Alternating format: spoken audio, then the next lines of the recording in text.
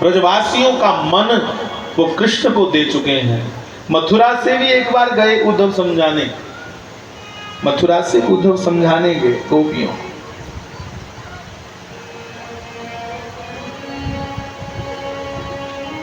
ग्वालों को। अब ये अनपढ़ गवार लोगों की दृष्टि में उद्धव जी ने गोपी ग्वालों से कहा, देखो भैया अपना मन कहीं और लगाओ। हंसते हुए गोप और गोपियां बोले, उद्धव भैया एक बात सुनाओ, तुम मथुरा वालों के पास कोई 10-50 मन है, एक यहां लगा दिया, एक वहां लगा दिया, एक वहां लगा दिया।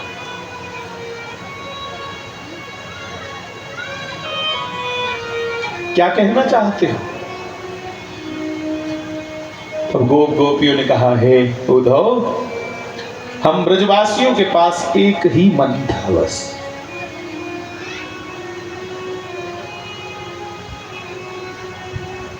और वो एक मन हम कृष्ण को दे चुके हैं। अब हम बिना मन के रहते हैं, बिना मन के जीते हैं, बिना मन के खाते हैं। और योग में एक स्थिति आती है, जो लोग योग करते हैं उन्हें मालूम होगा, योग में बड़ी आगे की एक स्थिति है, उसे कहा जाता अमना अवस्था। उस अवस्था का नाम है अमना अवस्था, कि साधक अपने मन को अपने भीतर से खत्म कर दे। मन को खत्म मतलब इच्छाओं को समाप्त कर, इच्छा मुक्त होकर के जीना। साहब वो जो योग की पराकाष्ठा है, अमना अवस्था, प्रत्येक गोपी, प्रत्येक मेरा ग्वाला श्री कृष्ण को अमना अवस्था से याद करता है, क्योंकि वो मन अपना कृष्ण को दे चुका है, अब उसके पास मन है ही नहीं। इसलिए उन्होंने कहा, उद्धव मन ना भयो 10-20, एक इसको दिया, एक उसको दिया, एक उसको दिया, एक मन था और वो कृष्ण ले गए। अब हम बिना मन के हैं साहब। प्रेम मार्ग साहब समझना कौवे और गीदों के बस की बात नहीं, ये बड़ी सूक्ष्म, बड़ी सेंसिटिव अनुभव की बातें हैं, रटी रटाई नहीं है। द्वारिका में भगवान बैठे थे, सुनिए, श्री कृष्ण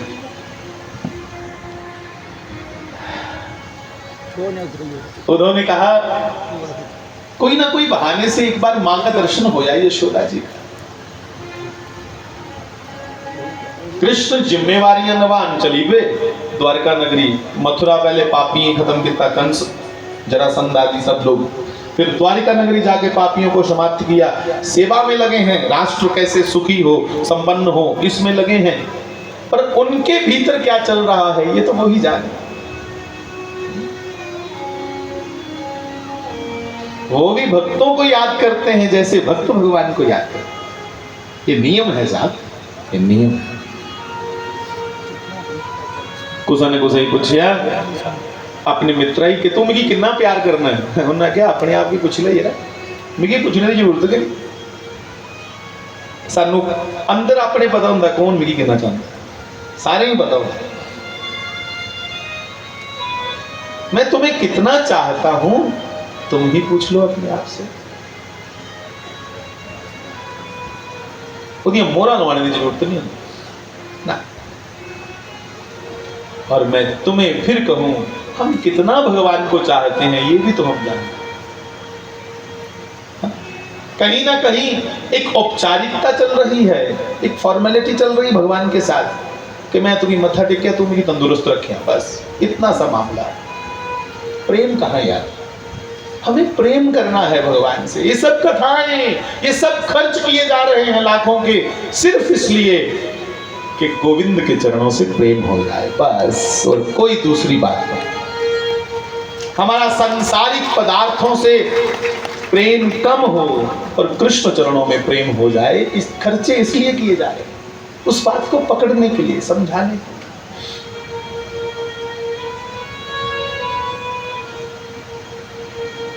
उद्धव ने कहा, प्रभु एक प्रसन्नता की बात कहूं? कहो। सूर्य ग्रहण आ रहा है और सूर्य ग्रहण में कुरुक्षेत्र स्नान किया जाता, तो कुरुक्षेत्र स्नान करने के लिए सभी गोपी ग्वाले, माता जी यशोदा माता, बाबा नंद, सब लोग आ रहे हैं वृंदावन के। आप भी चलो सरकार, आप तो राजाधिराज हो। अच्छा, हम भी चलेंगे, मां का दर्शन करेंगे। साहब, कृष्ण खाली मां यशोदा नहीं कह पाते थे, खाली मां कहते थे कृष्ण का कंठ रुक जाता था। जदुआ दा कृष्ण वृंदावन छोड़िए मथुरा गए, मथुरा दा द्वारका चली। 11 साल रहे अपने गोप गोपियां ते मां यशोदा ते नंद कने। सिर्फ 11 साल दा बच्चा कितना कम, 11 साल दे विच जिम्मेवारी फड़ लई, संस मारना। 11 साल दे बादशाह, 11 साल ते 56 दिन ਇਹਦੇ ਬਾਦਸ਼ਾਹ ਕਦੇ ਕੁਛ ਗਵਾਲੇਗੀ ਤੇ ਗੋਪੀ ਕੀ ਨਹੀਂ ਭਗਵਾਨ ਨੇ। पता नहीं क्या सोचते ना लोग। 14 साल रहे भगवान मथुरा, 11-14 25 ते 100 साल श्री कृष्ण रहे द्वारका नगरी, वो गुजरात विच। वहां की लीला मैं कह रहा हूं। उद्धव ने कहा कि बाबा नंद मां यशोदा भी आ रहे हैं, उनके दर्शन कर लेना, आप बड़ा याद करते हो। आपके ग्वाले भी आ रहे हैं? अच्छा ठीक है साहब। गोपियों की कथा सबने गाई, इन गोपियों के चरणों में सर रख के प्रणाम करें। बाबा कबीर जी ने भी गोपियों की चर्चा गाई, पर ऐसी चर्चाओं को बाहर नहीं निकालते ये लोग। हाँ, ऐसी गोपी के प्रेम पे मैं 100 बारू कबीर। कबीर ने कहा, हाँ? क्योंकि अलगाववाद की आंधियां कैसे चलेंगी? आज हर कोई अलग होना चाहता है, मूल परंपरा को छोड़ना चाहता है। चलो मेरा विषय ये नहीं है, हमें इकट्ठे रहना है, कोई छोड़े 100 बार छोड़े, हमें सबको लेकर चलना है।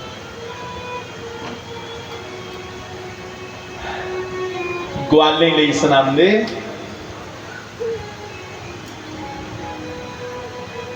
कृष्ण जब चले गए छोड़ करके सबको,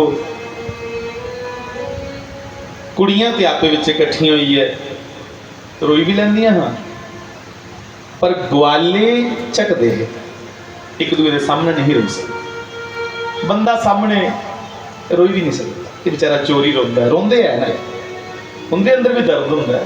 मैं कई बार आखना, अपनी पुत्री की विदा कर देना प्यो, रोंदा नहीं प्यो, पर क्या प्यो सच्चे नहीं रोंदा? सारे प्यो बैठे।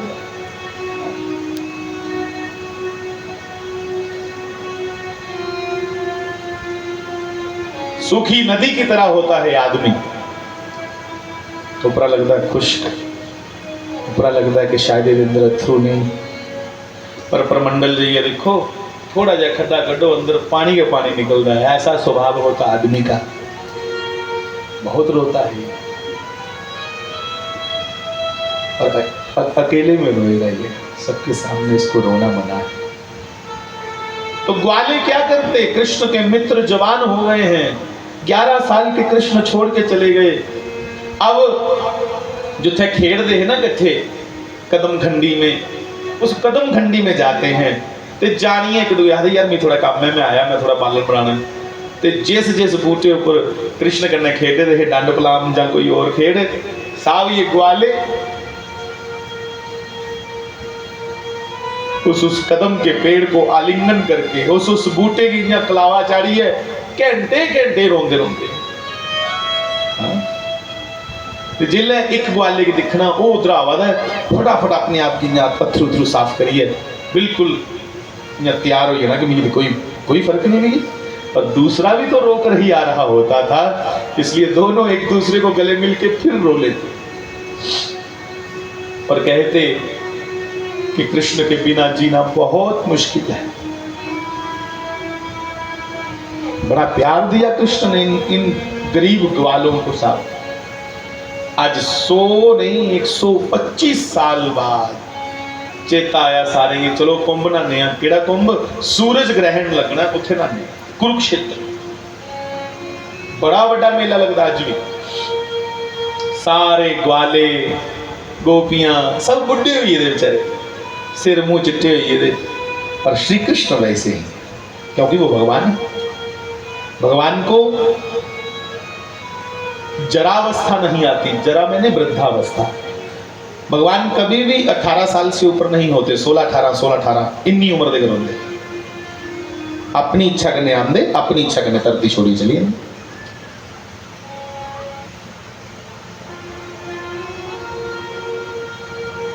भगवान राजाधिराज का रथ कुरुक्षेत्र पहुंचा।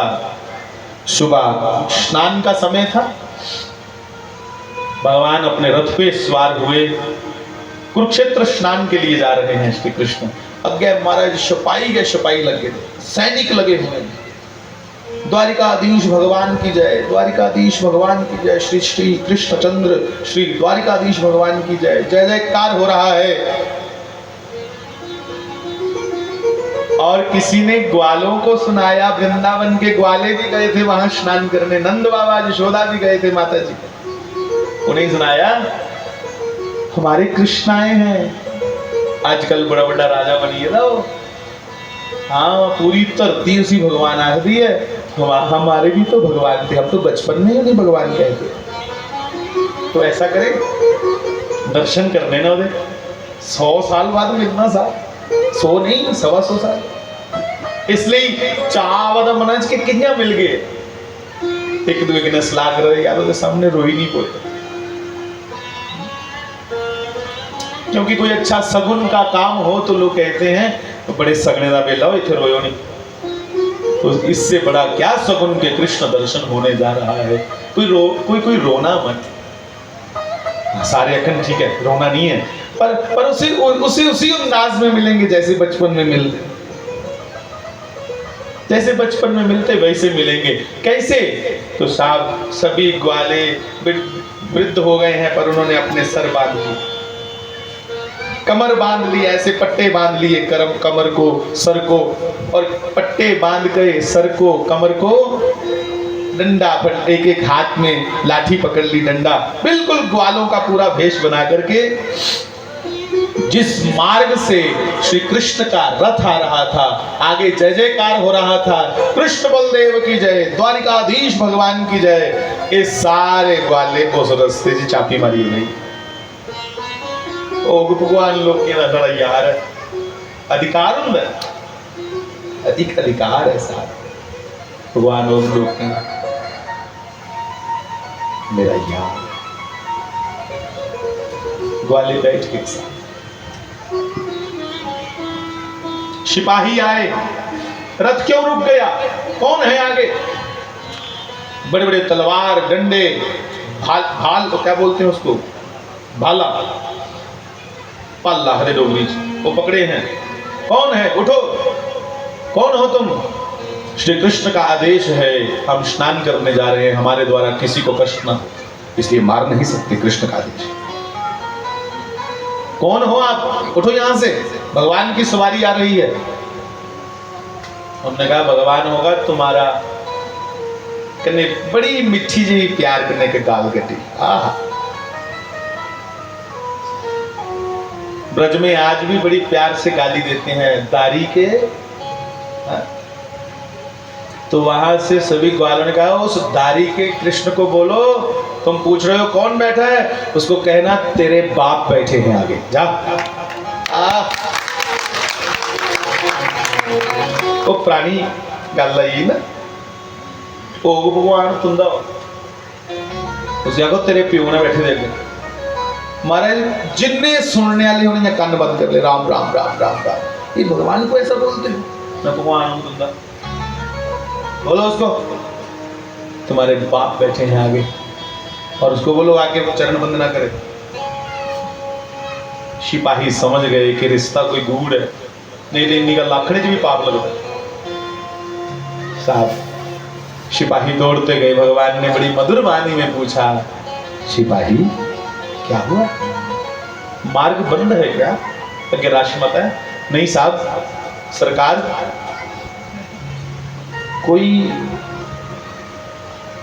वृद्ध लोग बैठे हैं, मार्ग नहीं दे रहे। भगवान ने पूछा उनका भेष कैसा है? उन्हें सुनाया ना जिले पेश कि उन्हें लगता कि भी यहाँ परना जो बनने दा, एक एक सिरा की परना बनने दा, था च लाठियां पकड़ी दियां। भगवान दे सुनदे सुनदे अथरू डिगी आए गले। अच्छा, और उन्होंने जो कहा सरकार वो हम नहीं कह सकते क्योंकि हम आपको भगवान समझते हैं। उन्होंने कहा, भगवान ने कहा चुप रहो मैं बताता हूं। मैं दसना यार उन्हें क्या किया होना क्या। भगवान रोते हुए बोल पड़े। उन्होंने कहा होगा उसको बोल तुम्हारे बाप बैठे हैं आगे। या क्या जी सरकार। कृष्ण रोते हुए, वो मेरे बचपन के सखा हैं, रथ से उतरे और भगवान दौड़े मानो एक बार दोबारा आज सुदामा मिलन होने जा रहा है। दूसरी बार वही लीला दर्शन करने को मिली।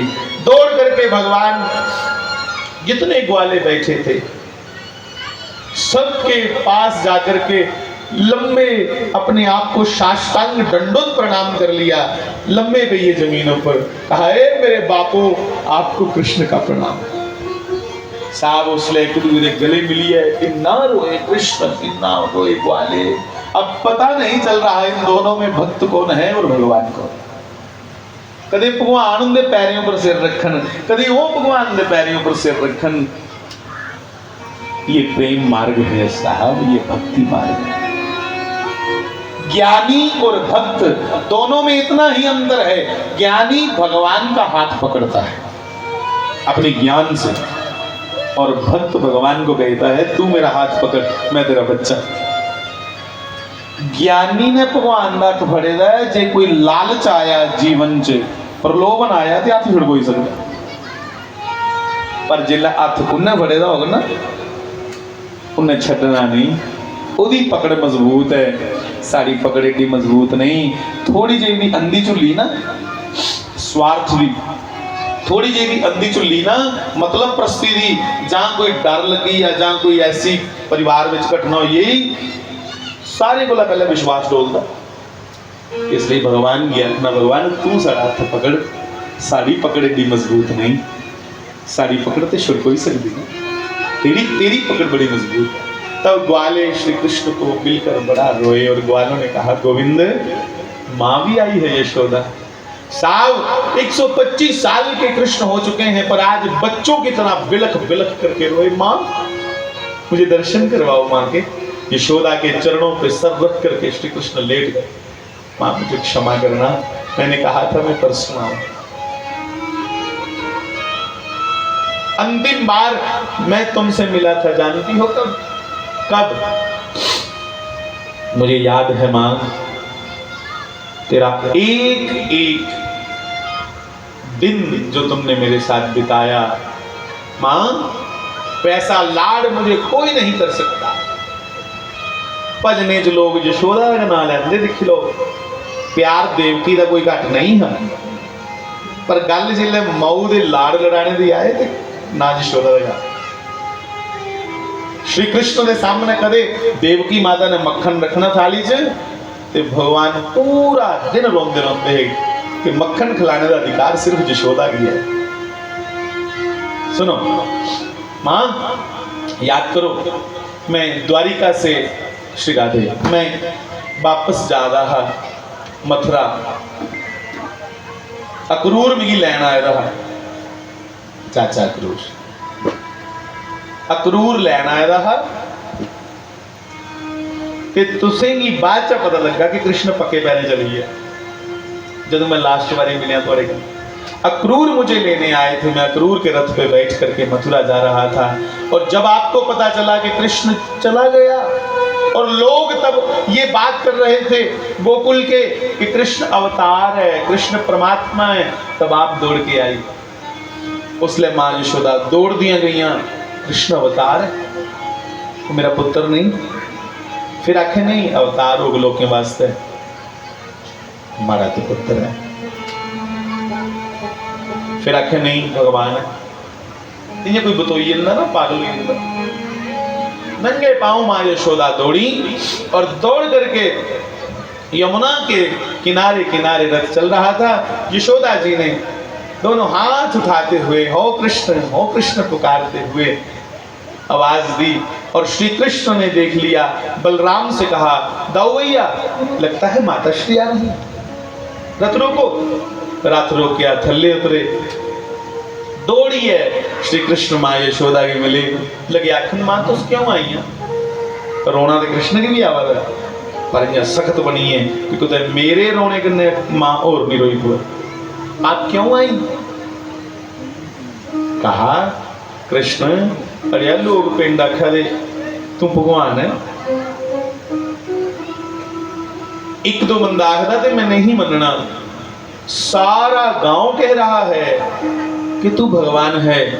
हे गोविंद जे तू भगवान है ना तो मैं माफी मंगना ही। माफी केड़ी कौन सी माफी मां। कृष्ण मैंने तुझे एक बार ना रस्सी से बांधा था बेटा, तेरे खब पे है।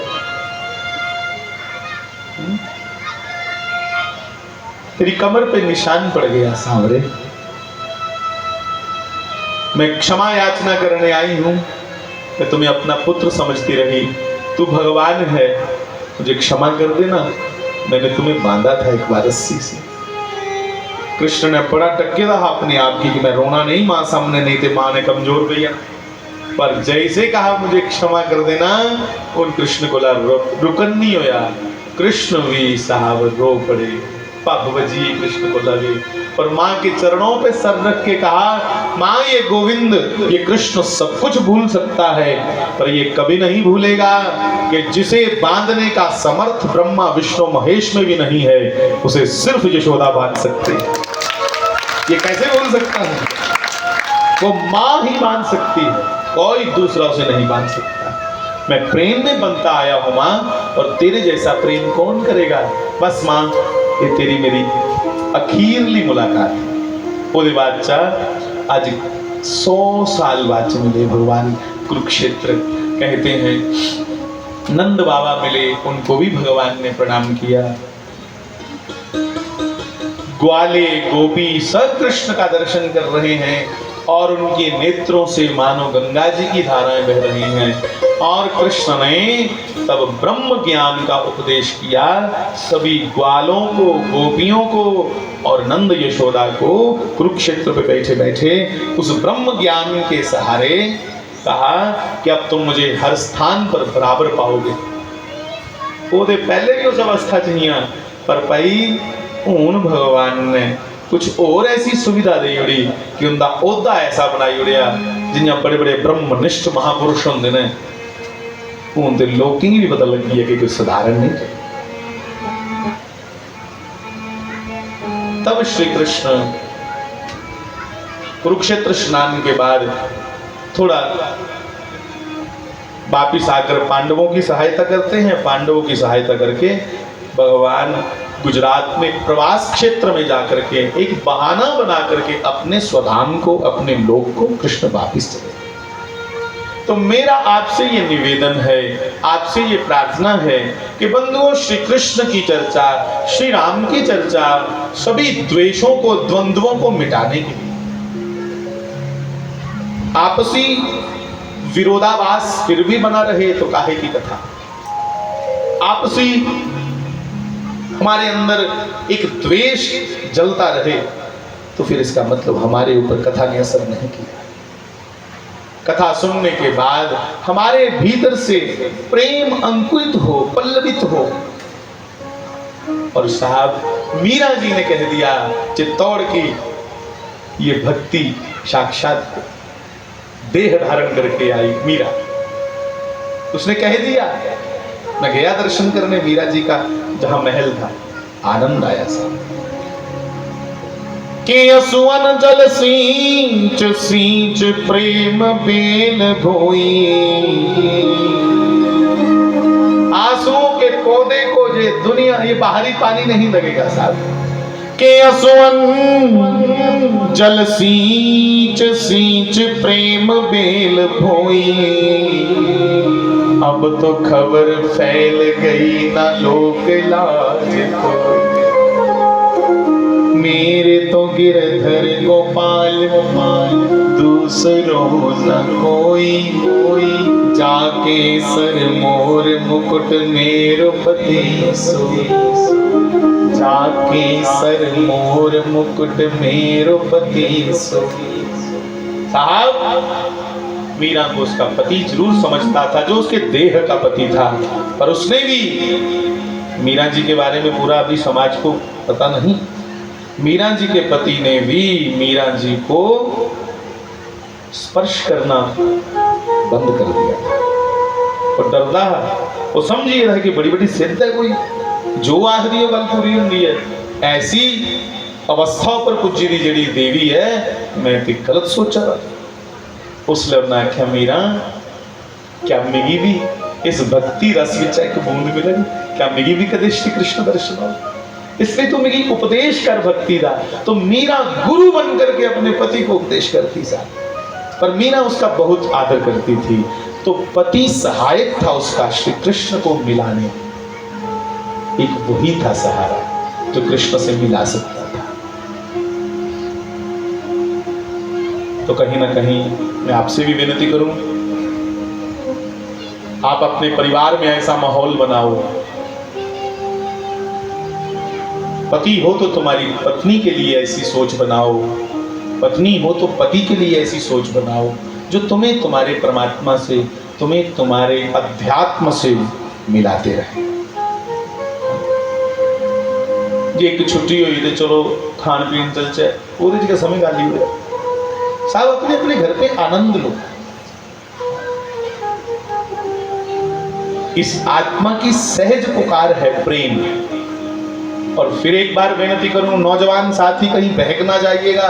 प्रेम वासना मुक्त होता है।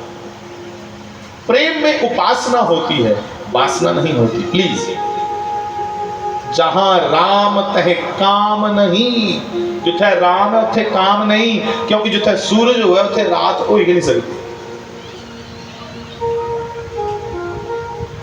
आप अपने घर पे, अब हम तो यहां साल बाद मिलेंगे, पर आप अपने अपने घर पे रोज परिवार को बिठा करके, जहाँ अकेले खूब स्टडी करो, खूब आध्यात्मिक ग्रंथों को पढ़ो, और जब तुम्हारा पति, जब तुम्हारी पत्नी, तुम्हारे बच्चे पास हों, फिर बड़ी गंभीरता से उस प्रसंग को प्रस्तुत करो, उन्हें सुनाओ। इन्हें लटरम पटरम गल्ला सुनानी है, कोई मतलब नहीं सिर्फ है, ताकि उनका मन विचलित ना हो, उनका मन इन्हें उछल पड़े जिन्हें जीवन को अच्छी है, उनका मन टिक जाए श्री गोविंद के चरणों में। और एक दिन ऐसी प्रीत कृष्ण के चरणों में हो जाए कि हमें मौत भी आए तो मौत का भय ना लगे। कृष्ण प्रेम का इतना हमारे भीतर लौ हो जाए, प्रकाश हो जाए कि उस प्रकाश में हम मौत रूपी काली माँ को देख ही ना पाए। देखें भी तो जैसे ध्रुव जी महाराज मृत्यु के सिर पे पैर रख के फिर भगवान के धाम को गए। भक्त के लिए मौत आती तो है, पर भगतें की मौत डरांदी नहीं। भगत मोती दे सिरा पर पैर रखिए, फिर हंसदे हंसदे जाते भगवान दे, जैसे शास्त्री महाराज। तो ज्यादा नहीं कुछ कहूंगा, 5 बजिए न यही कहूंगा। माता जी कभी कभी भजन गाती थी, महाराज जी को सुनाती, मिला दे शाम से दो मिला